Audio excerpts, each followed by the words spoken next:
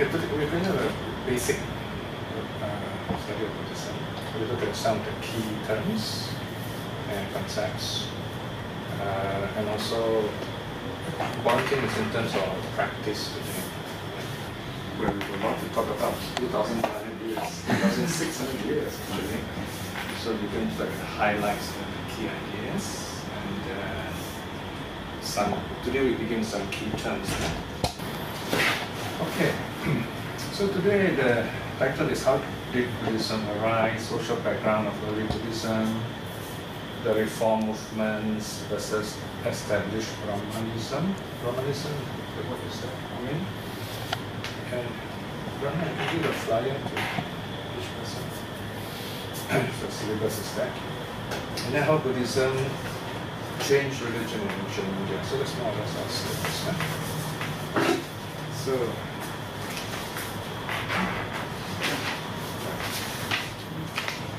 just for your reference. So first of all, of course, when we look at Buddhism generally, we always begin with three keywords. Okay? Buddhism, the shortest summary would be with three jewels, the three jewels. The word jewels, grab them. But if you like, T means three. This is Pali, by the way.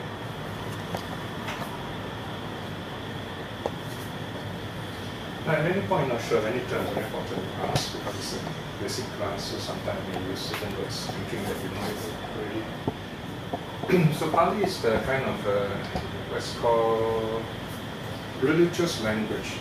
It's not a dead language because we're still using it, so we call it a sacred language, religious language. A dead language means you don't use it anymore. Pali is still used, but Pali is not it's not spoken language like Hokkien or English. It was especially, you might say, especially evolved by the monks who live in the. If you look at your map, somewhere this part here. Okay? After the Buddha passed away, there are some monks here. They put together, they chanted the Buddha's teachings. So they use their own dialect. But as you know, dialects are limited to certain words. For example, it's just like in Singapore, somebody decided to collect the Buddha's first say in Hokkien. You find that maybe the Hokkien word there's no word for nirvana. So you've got to borrow it from Mandarin, something like that. So you find in Pali, there are some words borrowed from Sanskrit. So basically we know, in other words, this Pali is specially evolved to preserve the Buddha's teaching. As you know, here we specialize translating the Buddhist suttas. They are called the Tipitaka. Suttas. Suttas means the ancient text of the Buddha's teaching, the suttas. So I've been translating them so that we have a good idea on what the original teachings of the Buddha are. Okay, it's not easy to really know exactly, but we have some very good ideas from the way the suttas are preserved, and also through meditation. Because remember, the purpose of Buddhism is not just studying all these things. The purpose of Buddhism is peace of mind, clear our mind, so understand nature of suffering, and remove suffering from ourselves. That is called enlightenment or awakening. So we're studying all this. In other words, we're preparing the ground, getting the vocabulary, the terms, so that we can understand people talk about Buddhism. In other words, we can discuss Buddhism, we can receive instructions on meditation, and we can talk about what happens in the mind when we meditate. Because when you're meditating, you don't use any words. But when you come out of it, you've got to communicate that. It's just like driving, you see. Before you drive, the instructor uses words. But while you're driving, you have to watch the road, know what's going on. You don't talk anymore. You just drive if you are learning driving. So same thing with Buddhism. So doctrinally, we can look at three jewels. T meaning three. This is Pali. Ratna, Ratana, jewel. Okay. If you like, if you want, we also have Sanskrit. Sanskrit is closer to English. We've got three. Ratna. So you can see that the language is a bit different. In Pali, the sound tends to be a bit more simple, flowing. It's more dialectical, more, what we call it Vulgate. Vulgate, and that's something like it's language of the crowd. This one is like high class language, tris, runs, three run. The meaning is the same. They're called three jewels because they are precious to the follower. You have the Buddha, the Dharma, the Sangha. Now these three words are anglicized. They're English words actually, because you can find them in the Oxford Dictionary and the larger dictionaries. So these are anglicized terms of the Pali and Sanskrit. Okay? So actually this is Sanskrit. But the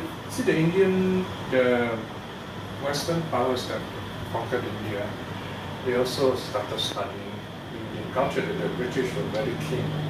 Wherever they went, they studied local culture, but their aims was far from being noble. The aim was actually how to really control local people.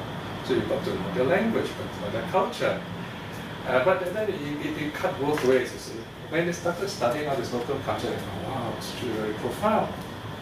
For example, especially India, you see. So when the British colonialists studied Sanskrit, first of all, the first thing they were amazed is the closeness of the word, like tree, and in English you have triangle, you know, triangle. This is amazing, this is so close. And then they found the language became, the more they study, the more connection they see between Sanskrit and English. So the interest deepened, and then they discovered Buddhism and so on. So they were the ones who started all this, the Pali Text Society, where they collect all this manuscript, because they were very good in collecting ancient manuscript. They were studying the Bible and Hebrew and Greek and so on. So they applied this learning to this text. So from there we get all this modern version of the ancient Buddhist text. So that's the, if you like, you can call it the Western school. At the same time, we also have our own traditional schools.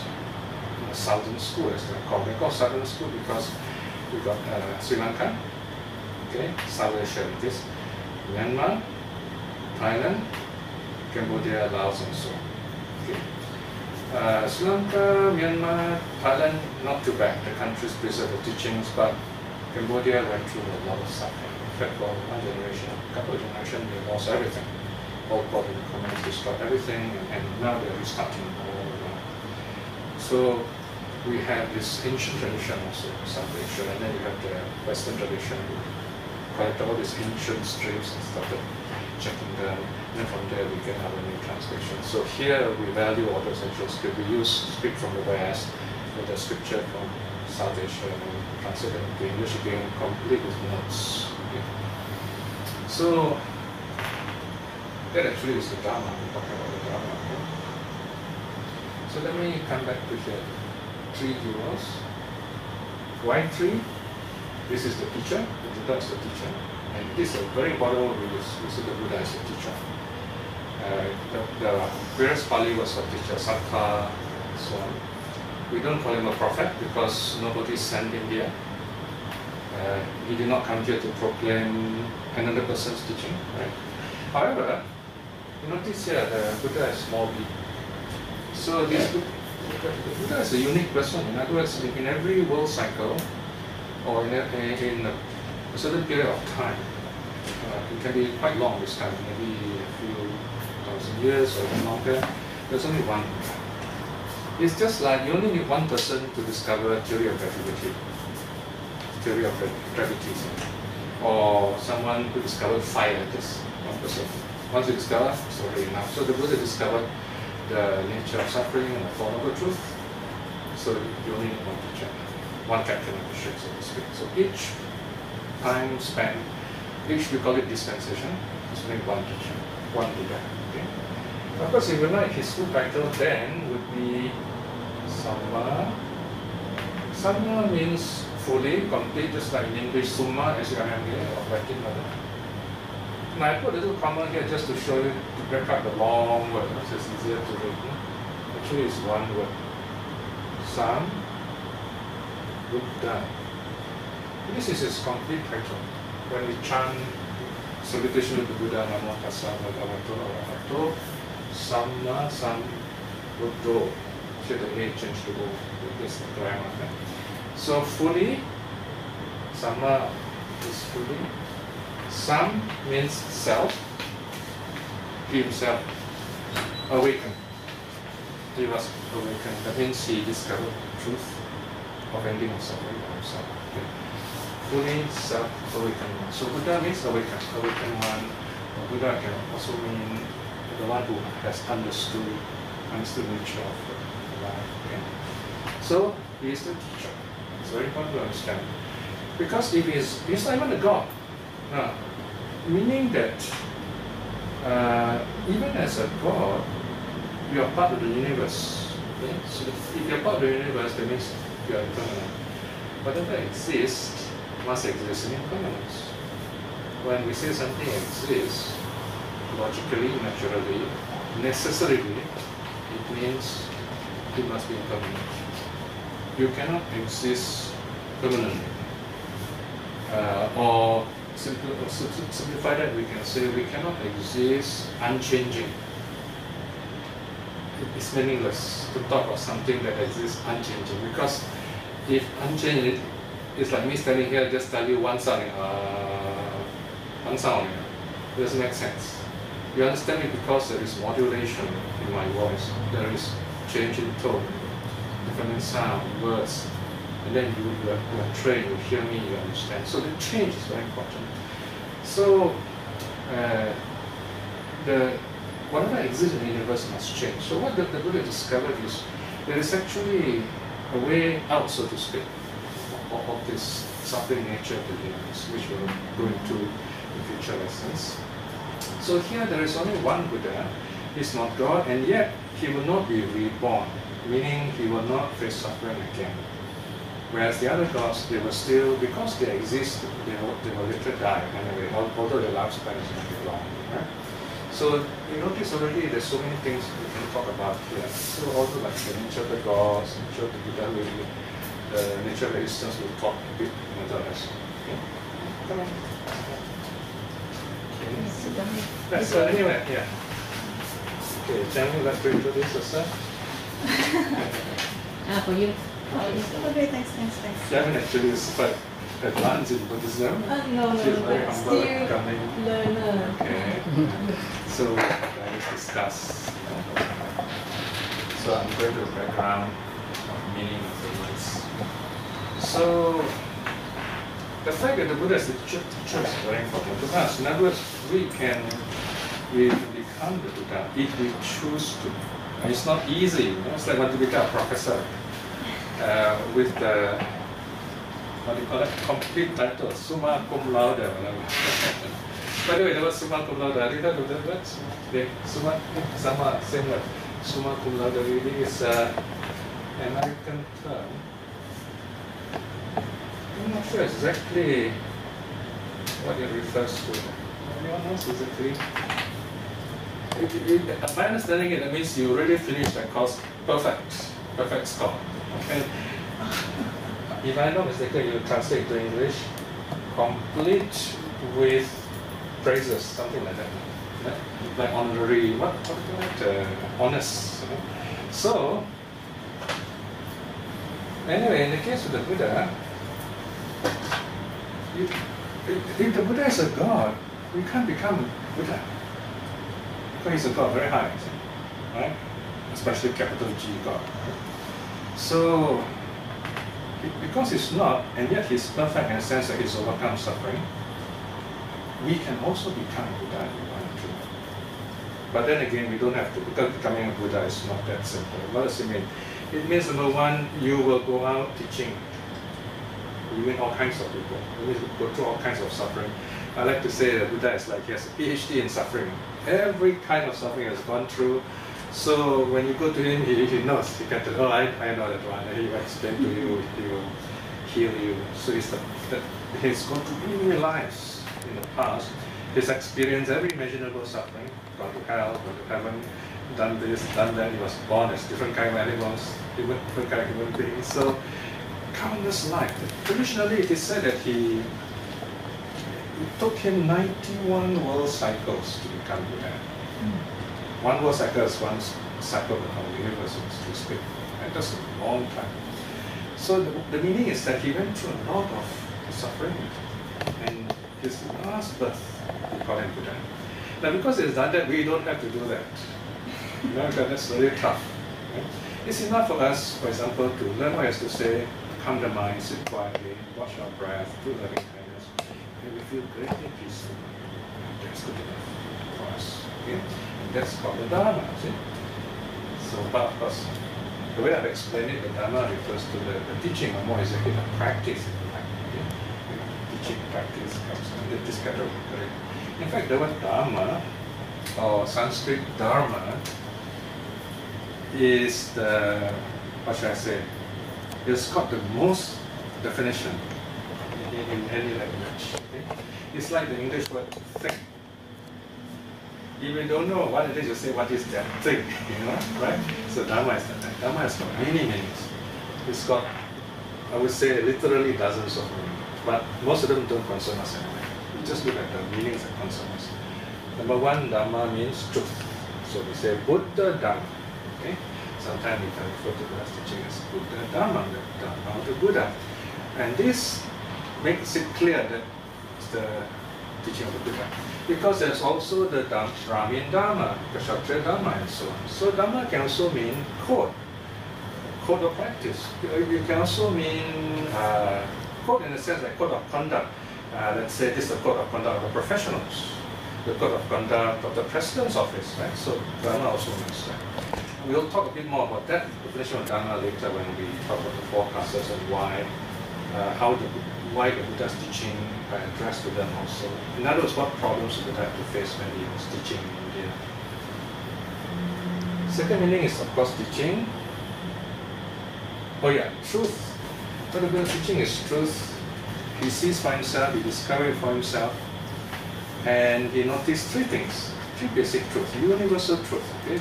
He doesn't claim this is his personal teaching. He said this is the nature of things. And this is very important to understand. The Buddha did not invent Buddhism.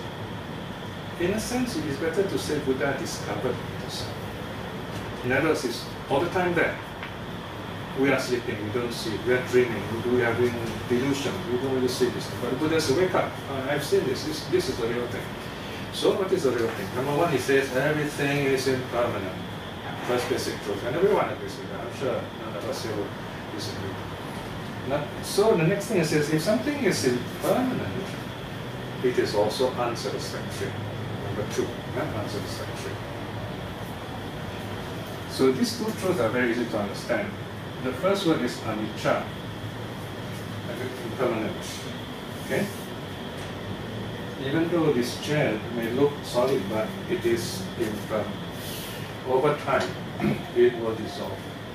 It's made up of parts. Somebody made it in a factory using chemicals, right? Even metal, put together. Everything is put together, either naturally or synthetically. Impermanent. So the nature is to change. Anicca and then dukkha. This is all Pali terms. These terms will see them again and again. Do is just like the English word diff in difficult, okay? Difficult to tolerate. Dukkha means difficult to tolerate. Usually translated as suffering. But when some people hear it, they say, oh, it isn't so negative. Actually, there are different translations. You can also translate as unsatisfactoriness. The meaning of dukkha means life is such that even if we get everything we want in life, especially when we get everything we want in life, we suddenly realize we want more. You know, you may aim something in life.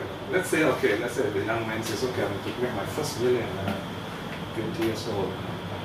And it's just thinking he makes his 2 million. I said, no, it's not much money. I think I want to make 10 million and so on. And I know the ministers pay very high. So in the end, he said, it's not much. So he doesn't know where to end. And the worst part is, as he goes on chasing money, he realized he has no life. All the time working, and he gets sick and then couldn't enjoy it. So he begins to start to wonder, what's going on? That's one understanding of something. In other words, there is something else we are looking for, and somehow we don't know what it is yet. But it's there. We know it's there. What is it we are looking for? And I can't tell you yet, because you got to see your own mind, basically. So here, of course, we are laying the map, okay? And we can more or less identify it. And as we go deeper, we will begin to see more clearly also. So, we are incomplete beings. And we are looking at it is, we are still incomplete. We are still in process. We are still growing. And this is a very wonderful philosophy, because other religions tell you, oh, you are bad, you are evil, you know. So here we are trying to say, right, there's another program. And if you like the program, of course you can use the approach. But in Buddhism we say, no, it's not that you're evil, it's just that we are ignorant. Okay, that's another thing. This suffering arises from ignorance. So if there's any evil, it is ignorance. Because of our ignorance, we make mistakes. So this is something we need to learn. And ignorance of what? Come to the third idea. These are called the three universal characteristics. The third one is the most difficult, okay? We will deal with this three again another time. Today, more like we are looking at the words as syllabus, and then we go deeper as we progress. Atta means self. The Sanskrit, the Brahmins, the priests, they have a word called Atman. Now, if you see a line over here, it's called a macron. It means it's a long sound. Okay? Atman. Okay? You will see where is the long. Anyway, yeah, somewhat. So Atman. Well, this is Sanskrit. In Pali, it is Atta. Anatta means no sound, not sound. But there are a lot of issues with the kind of those ideas, because we can forget. If someone forgets himself, he's found roaming in the street, we ask him what's your name, he says, I don't know. This guy has no identity. So a lot of issues arise. And then there are people who actually get into a situation where there are multiple identities. So if this is another area we might discuss this time, issue of identity. But simply put here, we are not always the same person. Now this is very useful, because we cannot say such thing as, oh, this person cannot change. Right? Because we are actually changing all the time. Because there's no such thing as someone who cannot change. There's no such thing as somebody who is always bad or always good. You know, we're all up and down. So we have to train ourselves to be more good than bad, so to speak. And slowly we become that kind of person. Right? So our mind is a process, our body is a process, without any permanent entity behind it. And this is nothing new, in a sense. To the scientists also, you know, they, especially quantum physics, you know, they say there is no final element, no final state of matter. The pre-quantum people, of course, thought there was something called atom, but then the quantum physics said no such thing. So again, you see a parallel in science. Okay, these three things. Any questions? So, impermanence, suffering, not suffering. Okay, this is introduced the terms first. This is the nature of all life everywhere in this universe. Okay, wherever things exist, wherever there are people, there are beings, these three universal laws there. In fact, the Buddha said, whether the Buddhas arise or not, all these three things exist. But the third teaching, only the Buddhas can declare it.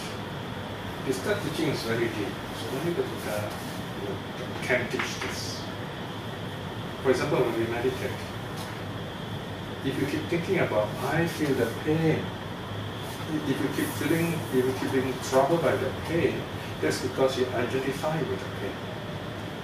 You say, wow, I'm feeling pain, I'm pain. So you identify that the pain gets worse. So psychologically, these ideas are very important. Okay? Then I'll be mentioning off and on, because as you know, we do meditation also. So when we let go of the idea of the I, the pain gets less. In other words, to put it simply, the problem is not that we have a self. The problem is that we have the idea that there is a self. So what we get rid of It's not the self. What we get of actually is the idea that there's a self. So that's the meaning of selfishness, ishness. So let go of the idea. So you can let go of the idea, then you get less hurt. People cannot hurt you. If someone says something bad to you, you are very upset. That's because, hey, doesn't this guy know I'm a famous teacher, no? Or I'm a boss, or I'm like this, like that, and he gets angry. Because he thinks of a role, he thinks of identity, right? Some of my students are very strange now. I deal with young people, and adolescents sometimes they can be ask funny question. Especially the kind of family where they've been abused. The father is very tough, So the father is abusive, so they come in to ask funny question. Especially when they see a non-threatening. Okay, I don't wear a robe. I look like anyone else, so I'm trying to be friendly with people. So when you're over friendly, you get yourself into trouble sometimes. So I get students who ask me, "Are you enlightened?" Very direct and almost loud, And other students got shocked and they wow, this guy, why is he like that, I said, yeah, don't be angry. 40 years of doing this, I know what's going on. He's not being rude with me. That's the way he has been brought up. He's responding to the past. And it's a very interesting study. In fact, I'll read the reflection of this later, so it's coming up next now. So, if I did not study Buddhism, I say, what's wrong with this guy? Doesn't he know I'm a teacher? I'm older than him, and so on. Then you get angry, is it? Because why? You have a self-identity. You say, this is what I am. So you must respect me, you can upset. On the other hand, if you understand the nature of these things, and you look at this boy, you say, why is he behaving like this? That's more interesting. So in Buddhism, we often ask a lot of questions. Why? And then the answers come up. But that's what the Buddha did. He asked, why? Why? Okay? So, you notice that there's a lot to talk about this, no? But we will move on for the moment. So that's the Dharma, the nature of things. Oh, not going too fast, huh? Any questions?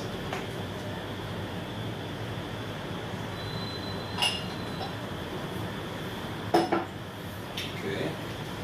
So, the Buddha's teaching in the Buddhist time. If you look in the Buddhist scriptures, the word Buddhism doesn't exist. The word Buddhism is a modern invention. So what was Buddhism as we might call it in the Buddhist scriptures? It is sometimes called Dharma Vinaya. Okay? Dharma Vinaya here would mean the teaching and the discipline. Teaching will be the suttas, the teaching Buddha gave the monks and the people. The Vinaya are the monks' rules for the monks. Okay? So the monks, they are under this category. So Dharma, Vinaya. There are only two styles. Then later, we have what are called the Tripitaka. Tripitaka in Sanskrit, the three baskets. Okay?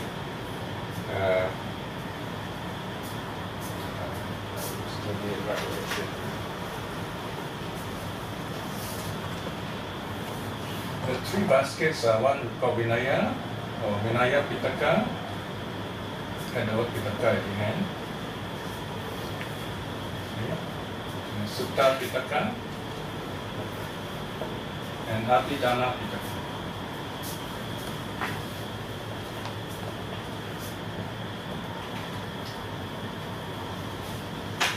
So in other words, this Tipitaka, or three baskets, Pitaka means baskets, they were compiled after the Buddha passed away. The Buddha taught for 45 years. 45 years. He was enlightened around 80 minus 45. How many years? 35. Sorry? 35. So he was enlightened at 35. Right? And then he taught for 45 years. That's a long time. Right? So nothing was recorded on paper. There was no paper in India at that time. Nothing was written down. Because whatever is sacred is never written down. It must be transmitted living. This is the tradition in the Buddha's time. There was writing in the Buddha's time, but only the kings and the merchants used writing. the secular world. The king used writing to pass secret messages and commands to the army, for example, or state secrets. So common people don't know how to read. The merchants have to write to keep accounts. So imagine, writing is secular, worldly, so the teachers will use writing. The teachers prefer you to come to the teacher and get the teaching directly. That's why the oral tradition is very important. The teacher look at you, teaches you, and also teaches, corrects your personality. Right? So it's an overall training. So Vinaya, so these things were later written down. After Buddha passed away, they were written down because there was a huge collection of teaching. We're talking about 45 years. In fact, if you compare just the early Buddhist scriptures, the early Buddhist texts, the size of the Buddhist text, the Tripitaka, is about 11 times the Bible. Now that's why Buddhists don't carry the holy books to temple on Sunday. It's a lot to carry. And the Mahayana one is worse, 100 volumes, huge, okay? So, first collection is Vinaya Pitaka, that is the rules of the monks and nuns. The one. Sutta Pitaka are the teachings, which I'm most interested in, which we study here. And the last one is interesting. Last one is a later development, where all the scholar monks, philosopher monks, they started analyzing the Buddha's teaching and then started systematizing them. Okay? Remember, the Buddha taught ad hoc, You come to him, he looks at your personality, he will teach you. He doesn't teach like a school teacher, Everything on syllabus, exact. He gives you just enough teaching for you to heal yourself, for you to get enlightened. So sometimes you teach here all the 8 Fold Paths, here only 3, there only 5, depending on your needs. For example, let me give you an example. The Buddha talks about the 6 senses. We have 6 senses, 5 physical senses plus the mind. 6 senses. In Buddhism, we always talk about 6 senses. 5 senses is mentioned, yes. But to be complete, we must have 6 senses. Namely, eye, ear, nose, tongue, body, 5 physical senses. The 6th one is the mind. Right? Now, in all the 5 senses, the Buddha gives the location of the sense experience. For example, seeing is mentioned of the eye, hearing is mentioned of the ear, smell the nose, taste the tongue, touch is the body. But the mind, the Buddha didn't mention where the mind is located. This is a big problem, even until today with the modern scientists. Where is the mind located? You have 2 big schools. Mostly the scientists today say that the brain is the mind. Buddhism said no. Buddhism does not locate it. Buddhism does not locate it anywhere. Okay? Because the mind is such you can't locate it anywhere. So the Abhidhamma people had a problem, you see. The Abhidhamma people, they're very exacting. They try to make everything exact and systematic. They like numbers. Okay? So, okay, they say the Buddha locates 6 internal senses, eye, ear, nose, tongue, body, mind, 6 external senses. Seeing got the eye, sound got the ear, and so on. But thinking, no location. So they said this is a bit incomplete. So they were discussing with themselves, where is the mind located? They searched the whole Tripitaka, the Buddha never mentioned where the mind is located. The simple fact is the mind is not located anywhere, but they were not satisfied with that. So there's one short line somewhere in one of the texts, and they used that. And then they decided, they concluded that to follow the general belief in those days. In fact, the general belief in those days in India and today in China is the same thing. Do you know where, in this case, great Abhidhamma people, they say it's located in the heart. So notice, even in those days, they never say it's the brain. They say it's the heart.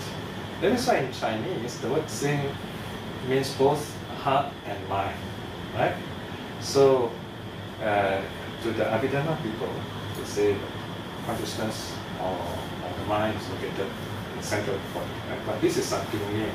So, I'm giving this example just to show you that Abhidhamma today is something that can be quite popular. If an Abhidhamma teacher comes, Burma especially, then it's, Buddham, actually nobody understands what they're talking. It's very deep.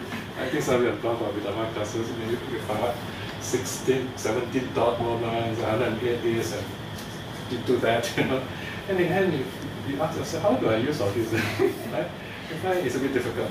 Anyway, just to tell you, this is a later systematization of the Buddha's teaching. Right? It might be useful if you're very good in maths. But even then, when you meditate, it goes very well. So those are the 3 baskets. This is the one, huh? So this is the Buddha's teaching. Yeah? So Buddha's teaching, you can also divide into 2, theory, practice. So I've spoken of the theory, practice is meditation.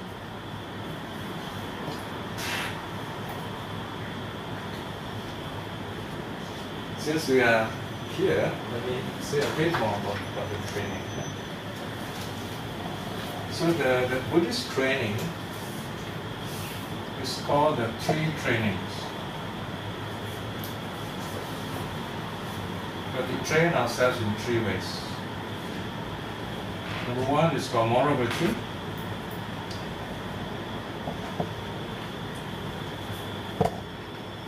Maybe I write the Pali words. It's good to know the Pali words because teachers often use them. Sila means moral virtue. Samadhi means concentration, wisdom, concentration or mental cultivation or meditation.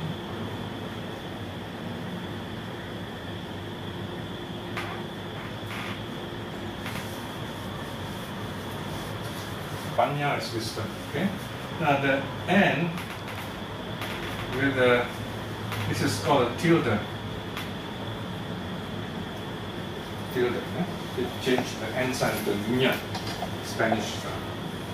Panya, wisdom.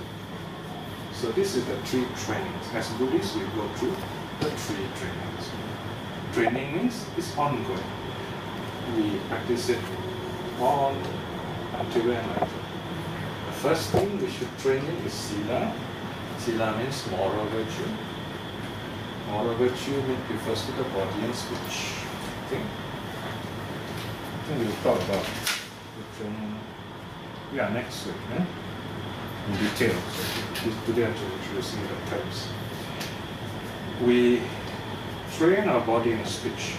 We discipline them, understand them so that they don't distract us. In other words, our body and speech become peaceful so that we can meditate better.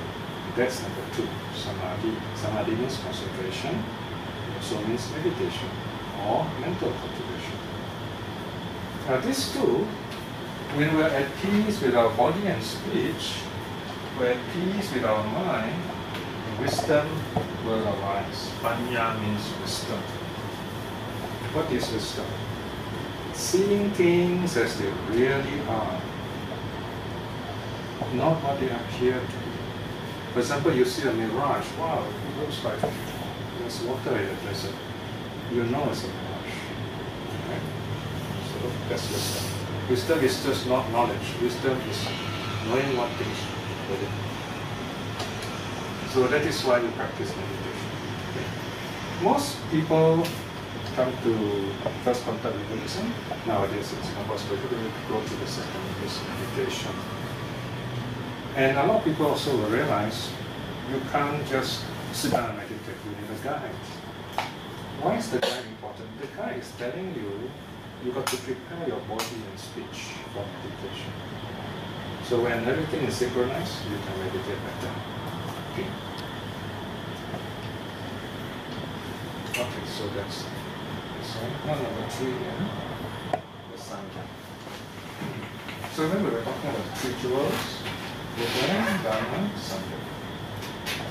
Buddha is the teacher, Dharma is the teaching. And the Buddha always puts the Dharma above him. This is another interesting point. The Buddha says Dharma is above him. So the Buddha says we should not worship him. We should not adore him like a god like that. Unfortunately, after he passed away, you know, when the teacher dies, people stop anything and they start worshiping him. Right? It's very common. Well, of course, there are Buddhists who understand the teaching. They understand by what the Buddha says is the supreme worship. What is the supreme worship? The true worship is to practice the teaching. Okay? Because the Buddha says, if you practice my teaching, you understand me. If you worship me, you won't understand. I mean, you may feel at peace, yeah. I mean, it's not a bad thing. It's just the Buddha is saying, this teaching I given you wisdom. Other religions would tell you bow down, do this, do that. In Buddhism, we do bow down, we do offer flowers, but they are symbolic gesture. They are objects of reflection. Okay, so we'll talk about that again another day. Right? So, if we like, you can say the Buddha here is the ideal of enlightenment, ideal of awakening. It's the ideal, so we are like a model, role model. The ideal of awakening. This is the method to awakening. And these are the examples of those who have awakened. The Sangha. Sangha, again, is a Pali Sanskrit word, same spelling. Sangha. And then you see this sun, the sun is spelled in different ways. Usually, most common is S-A-N like that, or S-A-N, or S-A-N. It's very similar to our, in English, con and con. Right? In English, we get the word connect, right? Connect means to put together. Compare, that means you bring two things together and look at them. So this con or con means to bring together. So same thing here, sun, together. So Sangha means bring together. So before the Buddha's time, in fact during Buddha's time too, Sangha simply means a herd of cattle. The ancient Indians, cattle is sacred not because of anything religious. The cattle is wealth. Cattle gives milk. Okay, and meat of course later on. So to them it's a herd, a group.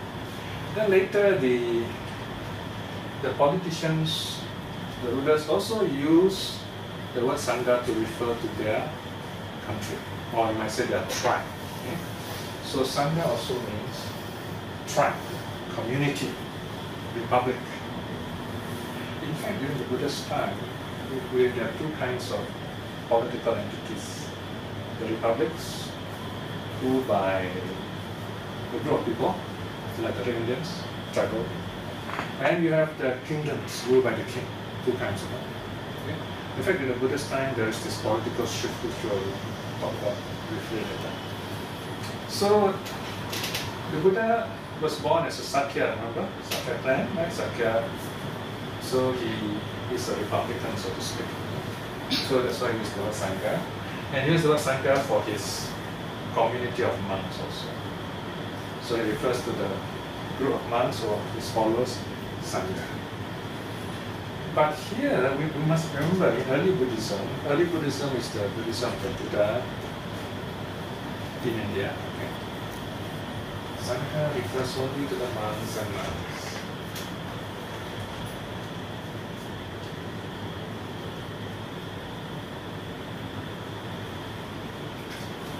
Okay, this is very important to remember. The early meaning refers to monks and nuns. Now in later times, especially because of Japan, I'm writing a paper on Buddhism in Japan, how Buddhism became secularized and modernized in Japan. In 1872, the government introduced a law called the Nikujiki Saitai law. Nikujiki means eat meat, Saitai means get married. So the monks and nuns have to get married. So in other words, although they are monks and nuns, they also have families. So even the Zen people. So imagine, for them Sangha also can refer to lay people. So the Americans went to Japan, get ordained as Zen people. They went back to America. So they also use the word Sangha to refer to themselves. I have friends who are Zen teachers. They like to use the word Sangha. It's like the word church, you know. The word church means like community. So they like the word. But I wrote in my article, I said, you know, the word Sangha refers to monks and nuns, if you cannot use it. I'm not alone, there are other people like Chant also mentioned this. Anyway, historically, it's important for us to know Sangha originally means the monks and nuns, the monastics. Right? Now, what do we use for everyone, whether monks or nuns? The Buddha has a word. The word is parisa. Parisa means assembly. Assembly. Right? So, fourfold assembly. We got monks, nuns, laymen, laywomen. Okay.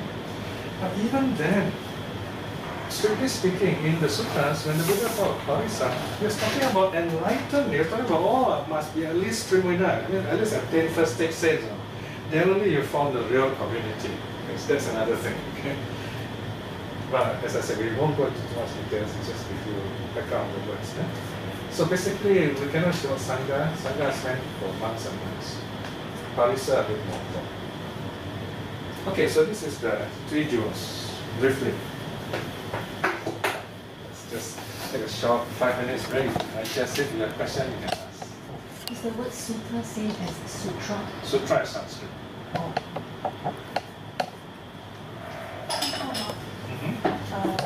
This character of this Sangha. What's the like the 4 pairs, yeah. 8 individuals. 9, I think, how many? 12, I think 12 characteristics, I'm mistaken. So Patipano, what about it? Oh, that one, the 4 pairs and 8 individuals. Yes. The normal, what is Parisa or Sangha? Because Purisa, that's Purisa Pukala.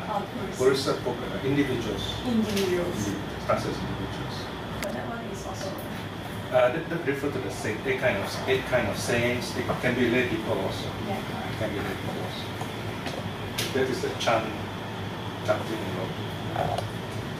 Any other question? Anybody was not sure? Can I take over? Okay, so in the next half, we're going to look at history of why Buddhism arose in India. What are the things you have to face? Why is Buddhism the way it is, Christianity the way it is, Islam the way it is? You notice every religion because certain interesting characteristics. Right? Those days I used to go to Eaton House, Paya Lebar. Whenever the train stops, there's a church there. So they put some words like Jesus is Lord. All big power words. King, Lord. But in Buddhism, we never, I wouldn't say we don't talk like that, but you don't see big signs like that. Of course, sometimes we do hear the Buddha is a Dhamma Raja, King of the Dhamma, but it's very rare. If you look at Christianity, what's the background Christianity about? The Romans were persecuting the Jews were fighting back. They were suppressed, oppressed. They were waiting for someone to free a Messiah. So that's a very important background of evolution. In fact, in a sense, you might say the whole Bible is reenacting this Savior thing. So that's because of the political background of the religion. Islam, again, a lot of fighting and problems, so they use a lot of war with jihad and so on. Of course, they use it in a peaceful way. Okay? The teachers, all their great teachers, always spoke in peace. Peace is very important. Then the Buddha also spoke of peace, but the difference is the Buddha said you can't look for the peace inside. Right?